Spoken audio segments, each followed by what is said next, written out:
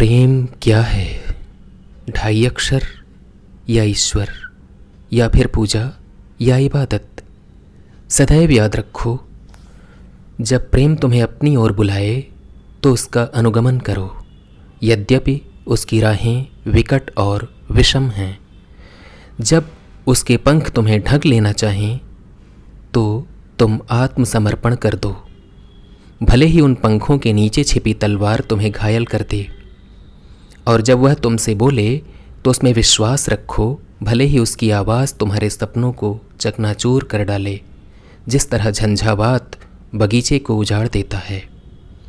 क्योंकि प्रेम जिस तरह तुम्हें मुकुट पहनाएगा उसी तरह शूली पर भी चढ़ाएगा। जिस तरह वह तुम्हारे विकास के लिए है उसी तरह तुम्हारी काट छांट के लिए भी। जिस प्रकार वह तुम्हारी ऊंचाइयों तक चढ़कर सूर्य की किरणों में कांपती हुई तुम्हारी कोमलतम कोपलों की देखभाल करता है, उसी प्रकार वह तुम्हारी नीचाइयों तक उतरकर भूमि में दूर तक गड़ी हुई तुम्हारी जड़ों को भी झकझोर डालता है।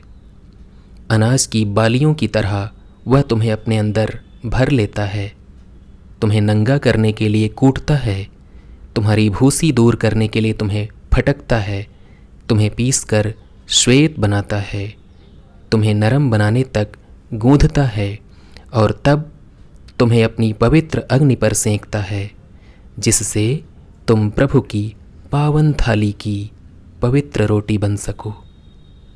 प्रेम तुम्हारे साथ यह सारी लीला इसलिए करता है कि तुम अपने अंतरतम के रहस्यों का ज्ञान पा सको और उसी ज्ञान द्वारा जगत जीवन के हृदय का एक अंश बन सको। लेकिन यदि भयवश तुम केवल प्रेम की शांति और प्रेम के उल्लास की ही कामना करते हो तो तुम्हारे लिए यही अच्छा है कि तुम अपनी नग्नता को ढक लो और प्रेम की कूटने वाली खलिहान से बाहर चले जाओ और ऋतुहीन संसार में जा बसो, जहाँ तुम हंसोगे तो लेकिन पूरी हंसी नहीं, जहाँ तुम रोवोगे तो लेकिन सारे आंसुओं के साथ नहीं। प्रेम किसी को अपने आप के सिवा न कुछ देता है, न किसी से अपने आप के सिवा कुछ लेता है।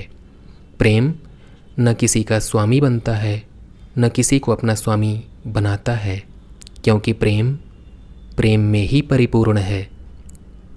जब तुम प्रेम करो तब ये ना कहो ईश्वर मेरे हृदय में है, बल्कि ये कहो मैं ईश्वर के हृदय में हूँ। और कभी ना सोचना कि तुम प्रेम का पथ निर्धारित कर सकते हो, क्योंकि प्रेम यदि तुम्हें अधिकारी समझता है तो स्वयं तुम्हारी राह निर्धारित करता होगा। प्रेम अपने आप को संपूर्ण करने के सिवा और कुछ नहीं चाहता।